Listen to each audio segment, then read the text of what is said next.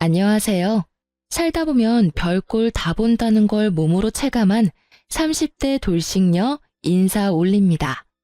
저는 결혼 후 1년 만에 초고속으로 이혼을 했는데요.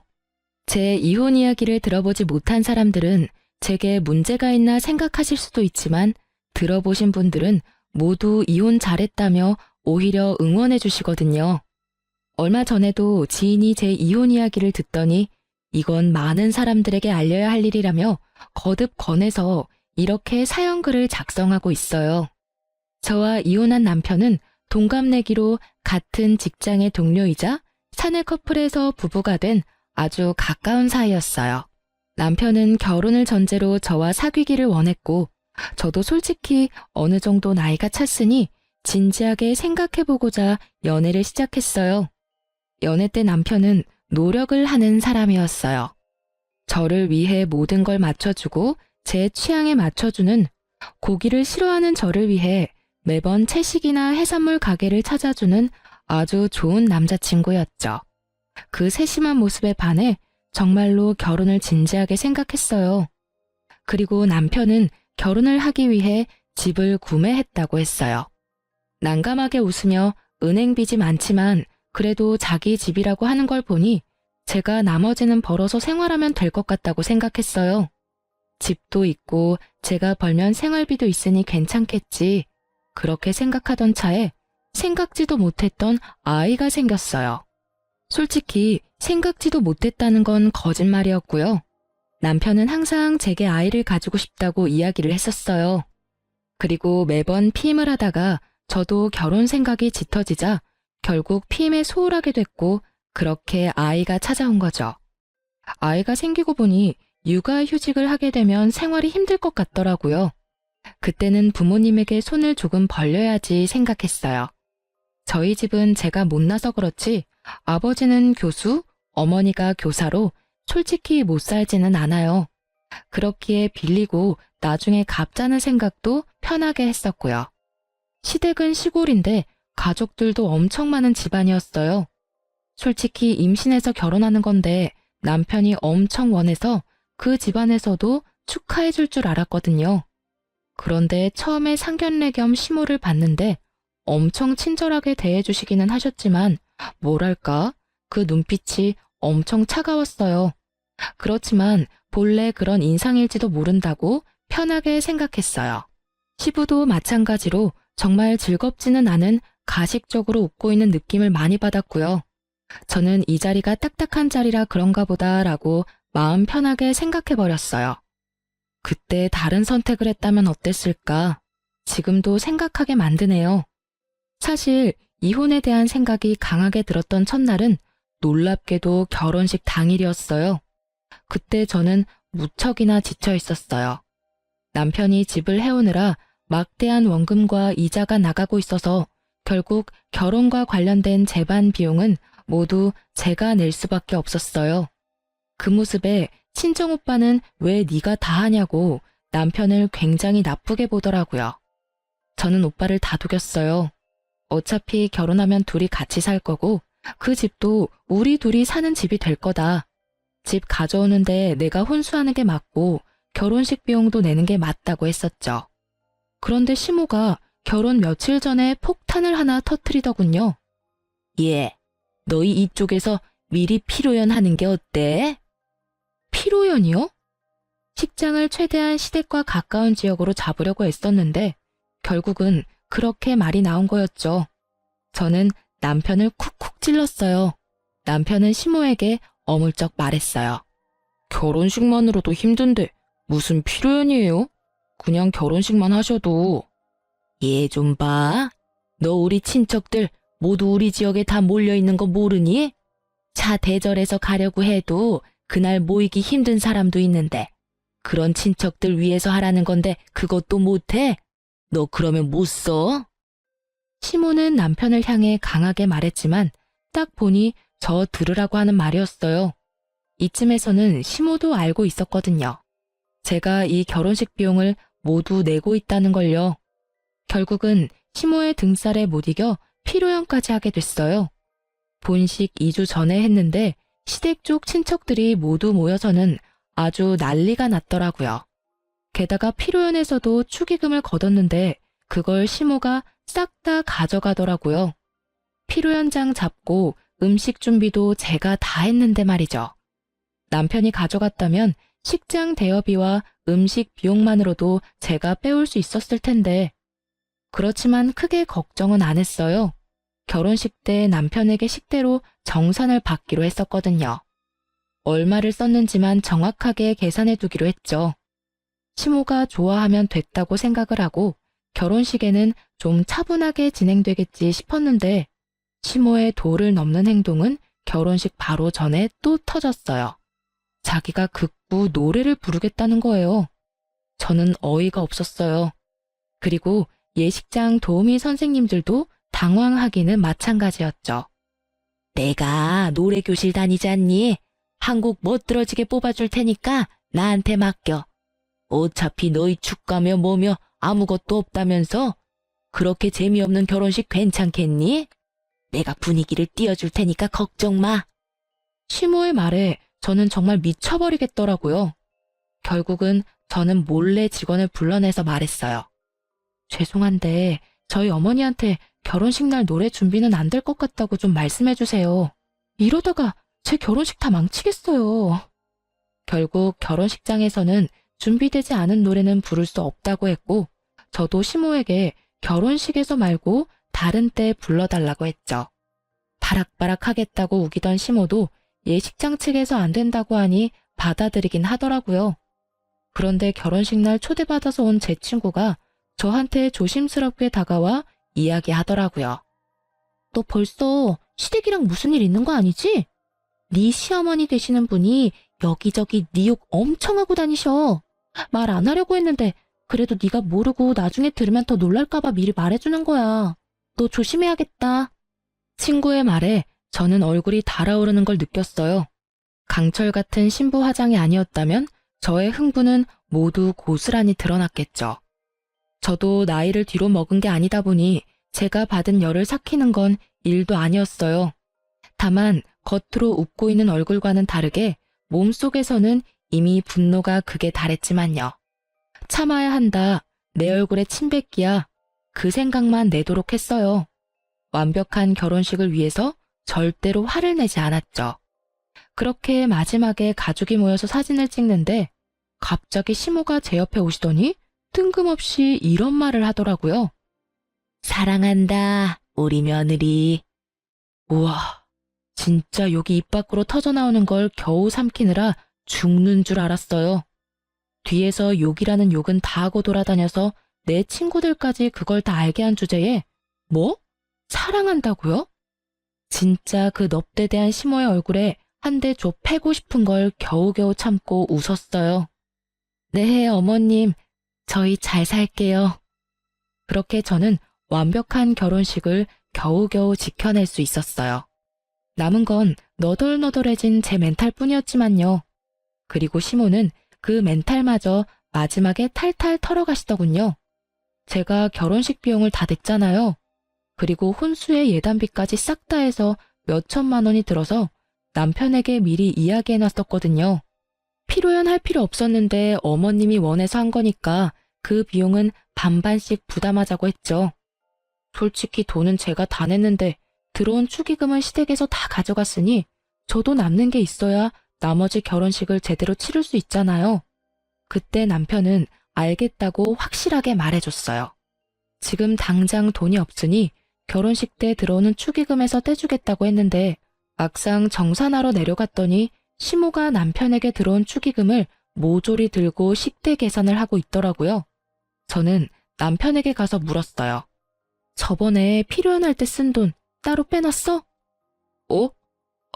그게... 왜? 안 빼놨어? 그럼 어떻게 할 거야? 필요연 때 쓴 돈 반은 주기로 약속했잖아. 주기로 한 돈으로 식대 계산하면 나한테는 어떻게 돈 줄 건데? 조용히 좀 해. 너도 어차피 축의금 들어온 거 있잖아. 그 금액도 다 남을 건데 그걸로 우선 쓰면 되지. 너 식대가 다 내 돈인 줄 아니? 그거 우리 부모님이 친구들 친척들 결혼식 돌아다니면서 낸 돈 돌려받는 거야. 내 친구들이 준 돈만 오로지 내 거라고.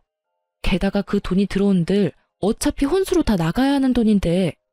결국 제 입에서 고운 소리가 나올 리 없었고 큰 소리가 버럭버럭 터져나왔어요. 솔직히 작게 이야기할 수 있었고 조심스레 이야기할 수도 있었어요. 시모의 행동들이 없었다면 말이죠. 이미 시모의 행동들로 제가 기분이 팍 상해 있는데 남편이 저러니 말이 곱게 나가질 않더라고요. 예, 너는 이제 막 결혼한 애가 남편을 잡어? 아니, 남자가 집을 다 해오면 네가 자질구레한 건 내야지. 넌 기생충 마냥 남자한테 빌부터 살려고 벌써부터 그러는 거야? 기생충요? 누가 기생충인데요? 어머님, 집을 가져오면 뭐해요? 다 대출이라 원금 이자만 월급만큼 나가는데. 그러면 어차피 제 월급으로 생활해야 하는 거 모르셨어요? 그 대출금이랑 제가 내는 생활비랑 어차피 비슷해요. 집돈 갚는 동안 내내 제 돈으로 살림 살아야 하는 거예요. 제가 아등바등 돈 갖고 그러는 거 다 잘 살아보려고 그러는 거라고요. 그리고 이 말은 안 하려고 했는데 해야겠어요. 아니, 저희 사정 뻔히 알면서 결혼식 전에 필요연은 왜 하자고 하신 건데요? 그게 그렇게 중요했어요? 그리고 필요연 할 때 식대며 예식장 비용이며 제가 다 냈는데 어머님이 축의금 들어온 거 다 가져가셨잖아요. 적어도 필요연 하자고 먼저 이야기하셨으면 비용 정도는 알아서 주시는 게 맞지 않나요? 아들이 돈 한 푼 없이 결혼식 하는데. 결국 참다 못한 저는 터져버렸고 남편은 한숨을 푹 쉬더군요. 그것도 웃겼어요. 한숨을 지가 왜 쉬어요? 내가 했으면 했지. 뭘 잘한 게 있어서 그렇게 다 해탈한 것처럼 구는지. 남편 놈이 먼저 돈을 제대로 빼놨으면 이럴 일 없었을 거잖아요. 결국은 남편은 축의금에서 필요한 값을 떼서 저한테 주더라고요. 제가 그 돈을 받으려고 하자 이번에는 시모가 난리더라고요. 아니, 왜 너한테 이 돈을 줘? 우리 집에 들어온 축의금이잖아. 왜 네가 가져가? 이런 버르장머리 없는 애를 봤나? 내가 쉽게 결혼 허락해주니까 시어머니가 만만하니? 왜 주긴? 제가 소리 지르려 하자 오빠가 끼어들었어요. 사돈 어른께서 이해하세요. 매제는 집을 해오느라 돈이 없어서 결혼식 비용을 못 대는 상황이고 이쪽도 혼수와 예단비, 결혼식비로 돈을 어느 정도 마련했는데 예상에 없던 필요연을 하게 돼서 돈이 모자라게 됐거든요. 결혼식은 둘이 하는 거니 둘이서 나누는 게 맞다고 생각합니다. 저희가 혼수 예단을 하지 않았다면 또 모를까. 그래도 4천만 원이 넘는 돈을 썼는데 결혼식비까지 모두 부담하는 건 저희한테 너무 부담이 크네요. 사돈 어른이 큰 어른이시니 부디 이해해 주세요. 좋게 말할 필요도 없는데 오빠는 간곡하게 말했고 그 간곡한 말투가 자신을 달래는 것처럼 들리는 걸 알아챘는지 시모는 친정집에 그런 모습을 보이는 게 쪽팔리다고 생각했나 봐요. 결국은 알겠어요 한마디만 남기고는 다 놔두고 나가더군요. 그 뒷모습을 보는데 정말 아침부터 밥도 못 먹고 결혼식 하느라고 난리치는 제가 왜 여기 있나 하는 생각만 들었어요. 저런 시모를 모시고 살아야 하는 제 앞날도 캄캄했고요. 이때부터였어요. 시댁에 대한 제 평가는 최하였어요. 지금도 마찬가지지만 이때부터 다 때려치고 싶었지만 뱃속에 있는 아이 때문에 겨우겨우 참았어요. 그런데 그 마지막 인내심마저 쪼개버린 일이 얼마 지나지 않아 또 일어난 거죠. 저희 아들이 태어난 지 30일쯤 됐을 무렵이었어요. 저는 초산인데다가 조련을 금방 나온 터라 모든 게 서툴고 몸이 힘들었어요. 자연분만이었지만 10시간을 넘게 틀어서 온몸이 성한 구석이 없었죠. 그런데 하루는 남편 얼굴이 이상하더라고요. 똥 싸고 덜 닦은 표정이랄까? 뭔가 찜찜한 표정을 짓고 있더라고요. 무슨 일이야? 할 말 있어? 왜 그렇게 찝찝한 표정인데? 그게 엄마가 아기 보고 싶다고 시골 한번 내려오라던데 당신은 어떻게 생각해? 어떻게 생각하긴 절대로 가기 싫지 라고 말하려는 것을 꾹 참고 남편에게 말했죠. 어머님도 애 보고 싶으실 때 됐지. 100일쯤 되면 시골에도 내려갈 수 있지 않을까 싶은데? 당신 생각은 어때? 제가 양보할 수 있는 건 아기가 100일은 돼야 된다는 거였어요. 아직 집 앞 산책도 못 나가는데 시골까지 가는 건 상상할 수도 없는 일이었어요. 만약 시댁이 도심지에 있었다면 달랐을지도 모르죠. 시댁은 시골 산골에 집이 있어서 벌레도 많고 시부모가 애가 온다고 해서 신경 썼을 것 같지도 않았거든요. 예전에 제가 시댁에 내려갔을 때도 역시나 청소한 적이 없는 집 모습에 학을 떼고 온 기억이 있었으니까요. 아기 건강을 위해서 최대한 양보한 게 100일이었어요. 제 말을 들은 남편도 그 의견에 동의했는지 고개를 끄덕이며 시모에게 톡을 보내더라고요. 그렇게 일 하나 해결됐나 싶었는데 갑자기 제 폰이 울리더라고요. 시모의 카톡이었어요. 너만 애 낳아봤니? 너만 힘들어? 왜 혼자 유별나게 굴어? 애를 낳았으면 데리고 와야 하는 게 당연하잖아. 우리가 남도 아니고. 정말 서운하다. 너 진짜 우리 안 보려고 작정한 거니? 시모의 카톡을 보니 머리가 지끈거리더라고요.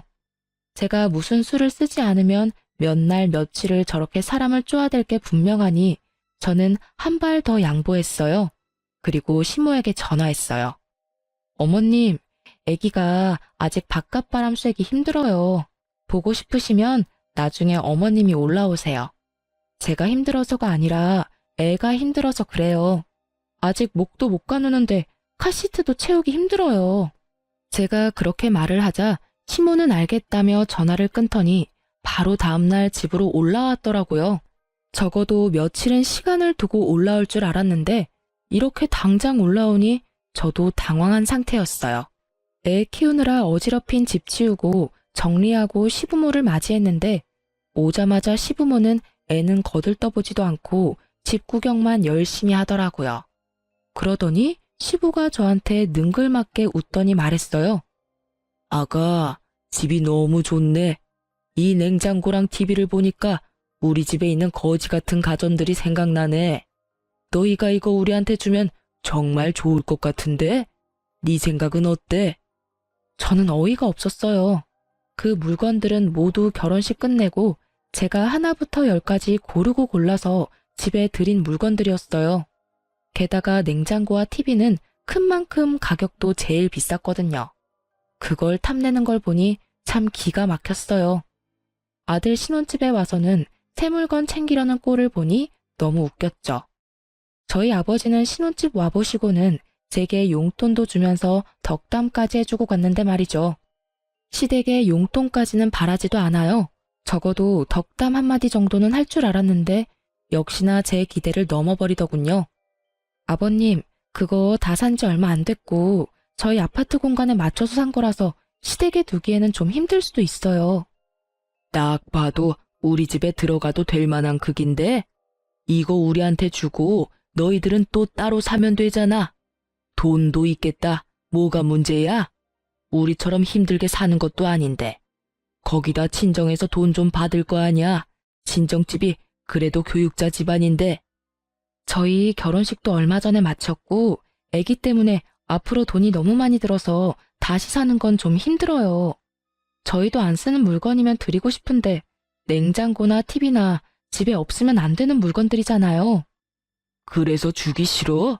아니, 우리가 뭐 때문에 너랑 결혼을 허락해줬는데? 이 정도도 안 해주면 우리 집이 도리어 손해보는 거지. 애 보러 와놓고는 애는 볼 생각도 없이 자기 집 세간살이 알아보려 혈안이 된 시부를 보니 불쑥불쑥 화가 치밀더라고요.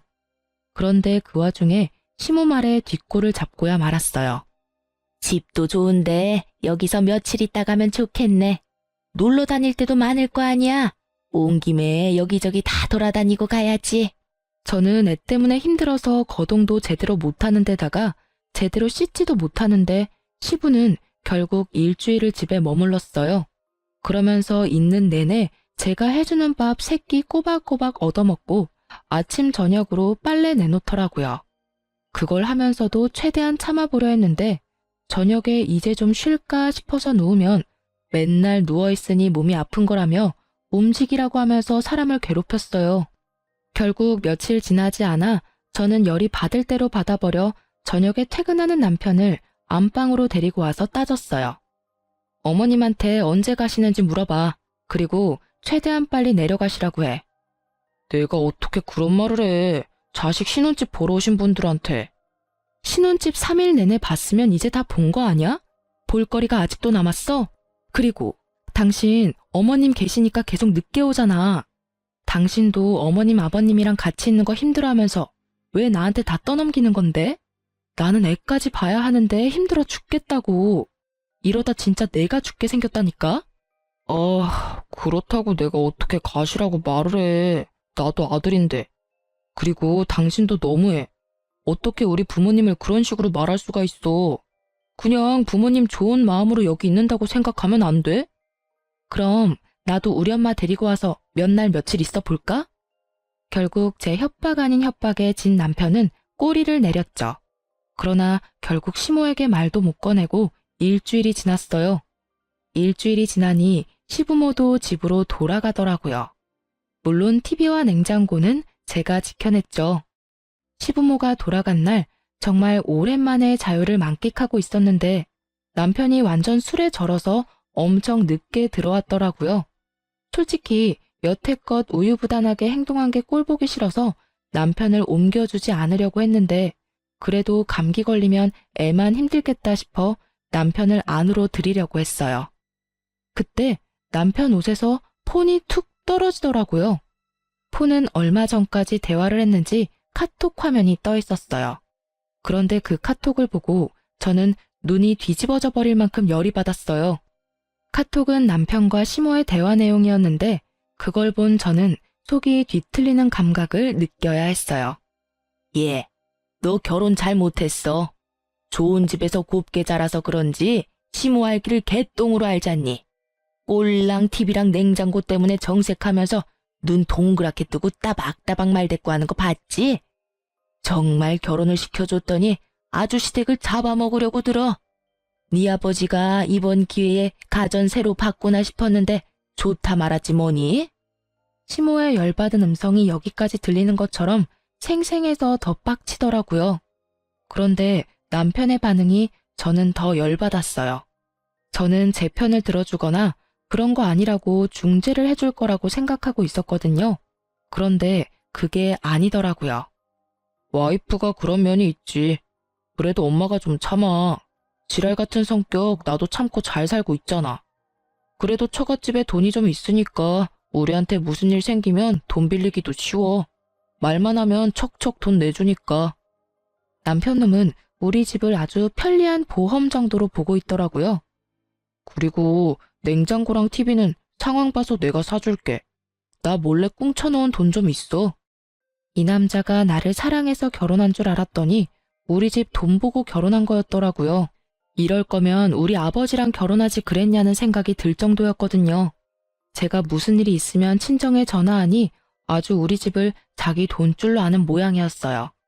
게다가 정말 괘씸한 건 아기 분유 기저귀 한 번을 사다 준 적 없고 그럴 때마다 자기 아파트 대출금 때문에 돈 없다 하더니 시부모 냉장고 TV 사줄 돈은 언제 꽁쳐놓은 건지. 그런데 밑으로 이어진 대화를 볼수록 더 기가 찼죠. 예, 너 이혼할 거면 애는 그냥 줘버려. 혹 달고 있으면 너만 손해야. 혹시 양육비 뭐 그런 이야기 나오면 소송해서 절대 주지 말고. 애 새끼도 누구 새끼인지 모르겠지만 분명히 다른 남자 있을 거야.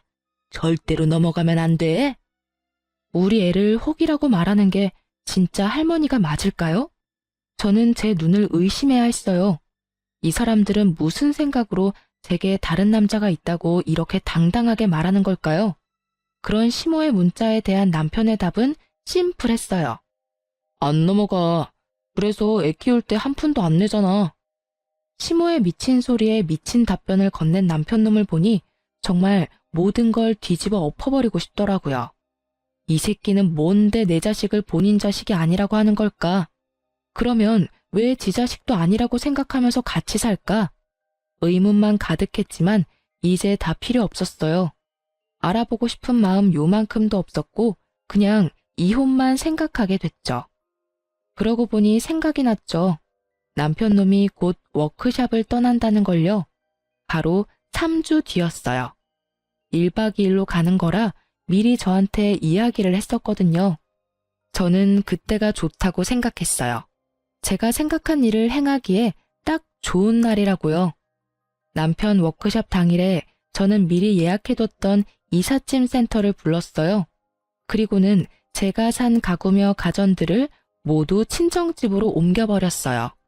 친정에는 미리 이야기를 해놓은 상태였거든요. 처음에 이혼 결심하고 부모님에게 가서 이야기했을 때 부모님 기분도 무척 안 좋으셨어요.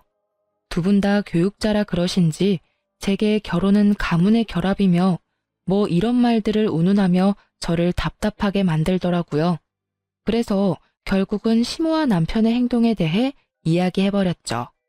이중인격처럼 앞에서는 쳐웃고 뒤에서는 욕하는 시모와 그런 시모에게 자기도 지랄 같은 내 성격 참아주며 산다는 남편의 말을 두 분에게 들려드렸더니 두 분 다 열이 받으셨죠. 특히 아버지는 얼마나 화를 내시는지. 그러지 않아도 내가 너 결혼식 때 너무 이상했어. 아들이 집 사온다고 어떻게 모든 걸 너한테 다 맡길 수가 있어? 결혼식 비용은 둘이서 부담하는 게 맞는 거지. 게다가 너한테 화내는 것도 그렇고. 그리고 네 애를 자기 아들 손주가 아니라고 말하는 것도 너무 무례한 일이잖아. 잘 헤어졌어. 그딴 집 빨리 나오고 이혼해. 저는 아버지의 허락을 받고 집안의 물건들 중 남편 것만 쏙 남기고 나머지는 다 집으로 가져갔어요. 그리고 신발장 안에 이혼 서류까지 놔두고 나와버렸죠. 집에 있는 작은 숟가락, 젓가락까지 모두 제가 마련한 것이었으니 집은 아예 텅 비어버렸더라고요. 남아있는 건 남편 놈의 옷가지와 그 사람이 쓰던 물건들 뿐이었죠. 저는 남편을 용서할 생각이 하나도 없었어요. 그런데 남편 새끼도 저한테 용서를 구할 생각이 하나도 없었나 보더라고요. 저한테 만나자고 해서 나갔더니 도리어 저한테 화를 내더라고요. 너 미쳤어? 집에 있는 짐 다 어디 갔어? 집에 있던 가구며 가전 다 어디로 빼돌렸냐고. 내가 내 돈 주고 산 거 내가 가져왔을 뿐인데 뭐가 그렇게 화가 났어? 그게 네 거야? 네 돈 주고 샀니? 누가 보면 네가 산 것처럼 보이겠다. 그치? 정말 뻔뻔하네. 너도 그렇고 어머님도 그렇고. 뒤에서 남의 욕할 때는 언제고 이제 와서 짐을 왜 뺐냐고? 지랄 같은 성격 맞춰주고 살 필요가 뭐가 있어. 그냥 너 살고 싶은 대로 살아.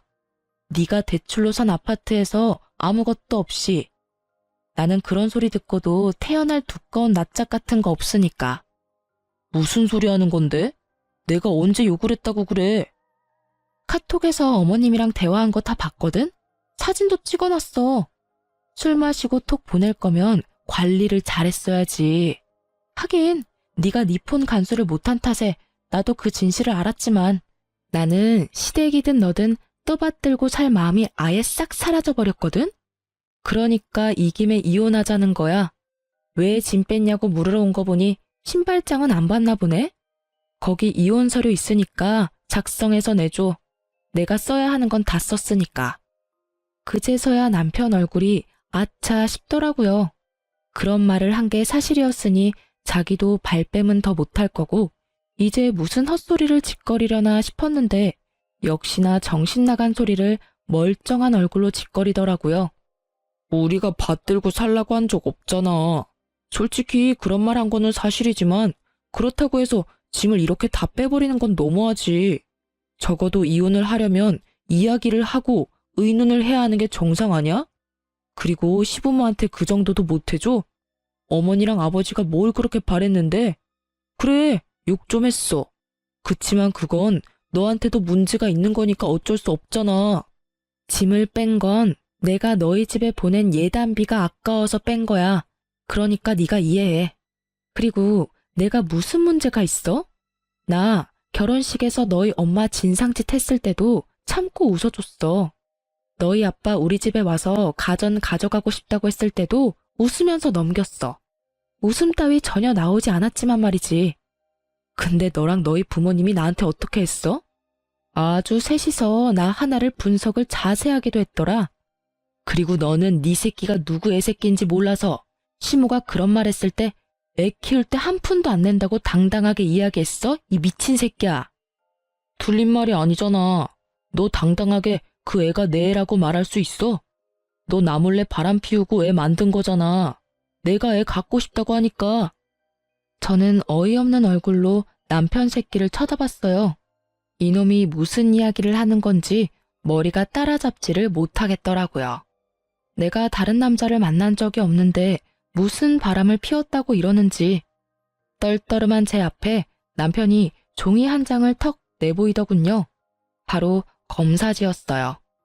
영어로 뭐라 적혀 있는데 남편이 이야기하더군요. 나 무정자증이야. 애 못 갖는다고. 내가 애를 가지고 싶다고 이야기한 게 그냥 한 이야기인 줄 알았어? 나 자연임신 시킬 확률이 엄청 낮거든? 게다가 너랑 나 그만큼 많이 관계한 것도 아닌데 애가 금방 생겼잖아. 네가 내가 가진 집 노리고 다른 놈 씨 갖고 장난친 거잖아. 그제야 이 새끼가 하는 말이 다 이해가 되더라고요. 본인이 고자인 걸 알고 있으니 애가 지 새끼가 아니라고 확신했던 거고요. 그렇지만 저 또한 확신하거든요. 그 기간 동안 맹세코 바람을 핀 적이 없으니까요. 넌 그럼 내가 남의 애 가졌는데 왜 결혼했어? 그럼 네 새끼 아니라고 말했으면 이야기가 더 쉬웠을 거 아냐. 결혼을 아예 안 했으면 너한테도 나한테도 더 좋았을 거라고. 애가 있으면 내가 정상으로 보이니까 그랬어. 그리고 너 집 잘 살잖아. 애 하나라도 있으면 애 앞세워서 돈 좀 받을 수 있을 것 같아서 그랬지. 저는 결국 못 참고 남편 놈 뺨때기를 한 대 올려쳤어요. 그리고 남편 놈 억지로 데리고 친자 검사하는 연구소를 찾아서 데리고 갔어요. 남편 놈이 나중에 다른 말 못하도록 보는 앞에서 남편 놈이랑 애 유전자 채취해서 검사 보냈어요. 네가 그렇게 의심하면 진짜 사실을 보여줄게. 저거 나오면 우편으로 양쪽 집에 다 보내달라고 할 거야. 그 결과 나오면 이야기해. 저는 제 할 말만 하고 나와버렸어요. 남편 놈 꼬라지도 보기 싫었거든요. 여태껏 우리 애를 제 자식이 아니라고 생각하니 온몸이 덜덜 떨리는 배신감에 진짜 기분이 더럽더라고요. 그리고 몇 주 후에 우편이 왔더라고요. 저한테 왔으면 남편에게도 갔을 거라고 생각했어요. 그리고 그날 저녁 결국 남편이 만나자며 제게 전화를 걸어왔고요. 결과는 안 봐도 뻔했죠. 친자 관계 일치 99.9%요. 제가 만나지 않겠다고 말했더니 남편놈이 저희 집에 찾아왔더라고요. 그러면서 우리 집 앞 문 앞에서 무릎 꿇고 앉아서는 울며 불며 아파트 떠나가라 울더라고요. 여보, 내가 잘못했어. 나는 그런 거 진짜 모르고 내가 무슨 짓을 했는지 모르겠어. 뭘 잘못했는데? 너 그냥 너 살고 싶은 대로 살았잖아. 우리 애가 네 애 아니라고 믿으면서 애한테 얼만큼 상처 줬는지 알기나 해? 게다가 넌 나까지 모욕한 거야. 내가 너 놔두고 바람을 피웠다고? 넌 내가 그렇게 뻔뻔한 여자처럼 보였니? 여태껏 남의 자식이라고 생각하고 살았으니까 그냥 남의 애라고 계속 생각해. 이제 와서 미안하니 잘못했니? 그런 소리 하지 말고. 어떻게 그래? 내가 우리 아들 아빠인데. 평생 나한테 없을 줄 알았던 내 자식인데 내 아이잖아. 아니? 네 애 아니야. 내 애지. 너 우리 애한테 분유 한 통 기저귀 하나 사준 적 있어? 아니면 장난감을 사준 적이 있어? 그렇다고 살갑게 애랑 놀아주고 안아준 적이 있어. 그런 걸 안 하는 사람은 남이라는 거야, 남. 너 우리 애한테는 남이라고. 웃긴 일이죠. 지 자식인지 몰랐을 때는 그렇게 배짱 있게 굴더니 지 새끼인 거 알고 나니 완전 안면 몰수하고 지 자식이라니. 내가 너한테 준 사랑보다 남의 자식인 줄 알았던 애가 네 자식이라는 사실이 그렇게 애절해? 애도 애지만 넌 나한테 너무 큰 상처를 줬어. 넌 나를 바람이나 피고 꼴랑 집 한 채에 어디 가서 남의 씨 가져다 품어 애 낳은 년으로 만들었어. 내가 너한테 사랑한다고 말할 때 네가 무슨 생각을 했을지 생각하면 자다가도 정신이 번쩍 들 만큼 화가 난다고. 제 말에 남편 놈은 그제야 입을 다물더라고요. 난 너 용서할 생각 없고 너랑 할 이야기도 없어. 이혼할 거고 합의 안 되면 소송이야. 나는 네가 어떤 의도로 나하고 결혼을 했는지 이 애가 네 애가 아니라고 생각하는 것도 다 녹음했고 사진 찍어놨어. 소송하면 무조건 애는 내가 데려오겠지. 그 증거들만 있으면 나 무적이잖아. 그러니까 시어머니한테 전해 애 양육비는 얼마가 나오던 10원짜리 한 푼까지 싹 다 받을 거라고. 제 말에 남편 놈은 찌질하게도 제 바지가랑이를 잡고 늘어지더니 아버지와 오빠가 오고 나서야 결국 강제로 떨어졌어요. 그 다음날 남편 놈 대신 시부모가 찾아왔더라고요. 저는 예상했어요. 남편한테 들었으면 뭐라도 행동을 취할 거라고 예상은 했죠. 행동력 좋으신 분들이잖아요. 두 사람 모두 얼굴이 새하얗게 질려 있더군요. 며느라가 제발 이혼만은 하지 말아줘.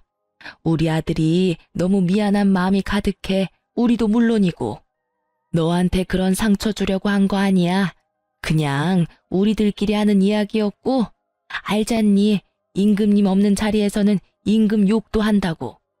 어머님, 저랑 그이랑 이혼하는 거 바라셨잖아요. 원하시는 대로 해드릴게요. 대신 애는 그이 애인 거 확인하셨을 테니까 양육비는 다 받을 거예요. 그 사람 집 대출금 때문에 어차피 양육비 제대로 못 받을 거 뻔하니까 어머니께서 그 사람한테 돈 좀 빌려줘요. 제발 그러지 마. 얘, 우리한테서 손주 뺏어가지 말아줘. 아주 쇼를 하고 자빠지셨더라고요.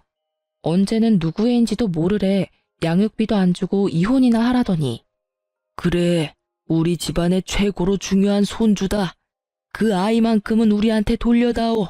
우리가 잘 키울 자신이 있어. 아버님, 좀 그렇네요. 저번에 우리 집 와서 애를 한 번이라도 안아보시기는 하셨어요?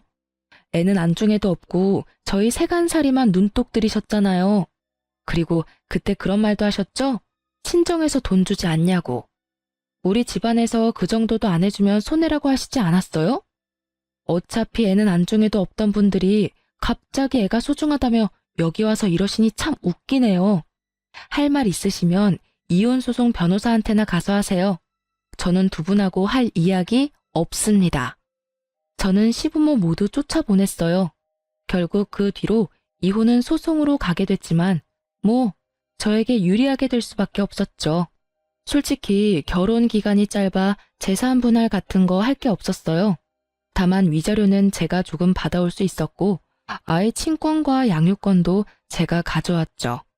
남편은 제게 양육비를 꼬박꼬박 내야 했어요.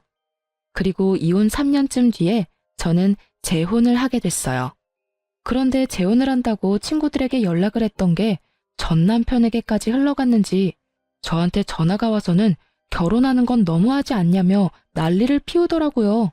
당신 나랑 재결합할 생각으로 여태껏 혼자였던 거 아니야? 어떻게 재혼을 해? 내 아이를 데리고. 재결합은 무슨? 어디서 얼빠진 소리를 해? 네 착각이야. 난 지금 이 사람 놓치기 너무 싫고 너랑은 정반대로 나랑 제 자식도 아닌 애를 사랑해줘서 결혼하려는 거야. 너는 네가 지금 애를 가질 수 없다는 생각 때문에 나하고 아이한테 매달리는 것 같은데 내가 기적처럼 애 가진 것처럼 다른 여자에게도 기적이 일어날 수도 있잖아. 그러니까 열심히 너도 재혼이나 해. 나한테 전화해서 뻘짓하지 말고. 그렇게 전화를 끊었는데 몇 달 후 직장 동료가 연락이 왔더라고요. 언니, 그거 알아요? 언니 전 남편 사기당했어요. 응? 무슨 사기? 세상에, 어떤 여자가 자기가 애 가졌다면서 결국 결혼까지 할 것처럼 했거든요? 진짜 저희한테 청첩장까지 돌리고 막 그랬는데. 알고 보니까 결혼하기 전에 이 명목 저 명목으로 언니 전 남편 돈 다 받고는 글쎄 그 아파트 담보로 돈까지 빌려서 날랐다고 하더라고요. 그래서 한동안 그분 얼굴이 완전 죽상이었죠. 뭐? 여자가 애를 가졌는데 왜 여자가 도망가? 알고 보니까 임신 자체가 거짓말이었대요. 그 여자가 갔던 산부인과에 찾아갔다는데 그런 여자도 없고 애도 없고 아예 진료 기록 자체가 없었대요. 결국은 재혼도 물 건너가고 아파트 살 때 빌린 은행 빚에 담보대출까지 갚아야 해서 헉헉대시더라고요. 뭐 얼마 전에 보니까 새벽에 배송 알바 하시는 것 같던데? 여자가 완전히 계획하고 접근했나 보네. 그러게 사람을 잘 만났어야지. 애가 졌다는 이야기에 아주 혹해가지고는. 저번에 나 애가 졌다고 했을 때처럼 남의 남자애는 아닌지 의심이라도 하든지 안 하고. 근데 그 집의 비극이 거기서 끝이 아닌 거죠. 뭐가 더 남았어? 그 여자가 뱃속에 애를 들먹이면서 그 댁 부모님한테도 돈을 엄청 빌려갔대요. 그것 때문에 큰돈 잃어서 두 분 다 그 여자 잡으러 동분서주 돌아다니시다가 결국에는 없던 병까지 얻어서 병원 신세 지고 있다고 하던데요. 정말 상상을 뛰어넘네. 그러게요. 지금 생각해도 잘 빠져나오셨어요, 언니. 그런 집안에 있었으면 얼마나 고생했을지 안 봐도 훤하네요. 직장 동료의 전화를 끊고 참 많은 생각이 들었어요. 저에게는 그렇게 날카로웠던 의심의 칼날이 그 사기꾼 여자한테는 들지 않았다는 게 참 웃겼어요. 결국 제 진짜 핏줄은 품어보지도 못하고 잃게 생겼고 제 혼은 막판에 엎어져 막대한 빚만 졌으니 말이죠. 그걸 보니 제가 빠져나온 게 참 잘 됐다는 생각이 들긴 해요. 저는 지금 재혼을 해서 잘 살고 있거든요. 지금 시댁은 저한테 너무 잘해주셔요. 솔직히 이혼 후에 저는 시댁이라면 몸서리를 치는 바람에 엄청 예민하게 반응할 정도였거든요. 그런 제 모습도 그러려니 하고 넘기고 절대로 남 싫은 소리를 안 하시는 게 저희 시댁이에요. 처음에는 이 집안도 옛날 시댁처럼 똑같이 굴면 어쩌나 싶었는데 그런 분이 전혀 아니셨더라고요. 오히려 시댁과는 먼 게 좋다면서 멀리하니 서운한 기분에 제가 더 가까이 다가가게 됐거든요. 그리고 항상 칭찬을 해주니 마음이 더 가거든요. 제 아들도 본인 손주처럼 따뜻하게 대해주시고 말이죠. 그분들을 보면서 저도 그런 어른으로 늙어가고 싶다는 생각을 할 정도였으니까요. 제가 얼마나 존경하고 있는지 아시겠죠? 전 남편과 전 시댁의 어른들에게 단 한 번을 안겨보지 못한 제 아들에게 이렇게 좋은 가족을 만들어줄 수 있다는 게 너무나 다행스러운 일이라고 생각해요. 아이는 커가면서 제 양부를 닮아가고 있어요. 전 남편은 제가 마지막에 한 말 때문이라도 아이를 만나러 오는 일은 없었어요. 제가 그랬거든요. 네가 조금의 양심이라도 있으면 애한테 아빠 행세할 생각하지 마. 그 말을 듣고 본인도 느낀 게 많았는지 더 이상은 아이를 귀찮게 하지 않았어요. 친부니까 만나게 해줘야 한다는 생각을 하는 사람도 있겠지만 저는 전 남편을 죽을 때까지 용서할 생각이 없거든요. 저는 제 아이에게 온전한 사랑을 주는 사람을 아빠로 만들어주고 싶으니까요. 이렇게 글을 쓰고 보니 정말 폭풍과도 같은 이혼이었네요. 제 이야기 들으시면서 어떠셨나요? 가끔은 저도 결혼 1년 만에 이혼한 제가 다른 사람 눈에 어떻게 비칠지 의식해요. 그래서 이렇게 글을 쓰는 거고요. 저처럼 이런 사연을 가진 사람도 있다는 걸 알아주셨으면 해요. 이혼은 많이 참았다고 또 참지 못했다고 해도 되고 하면 안 되는 그런 게 아니잖아요. 누구든 그 상황이었다면 당장 탈출하고 싶었을 테니까요. 글을 쓰고 나니 좀 후련해졌어요. 앞으로는 밝은 미래만 바라며 살 거예요. 사연 들어줘서 고맙습니다.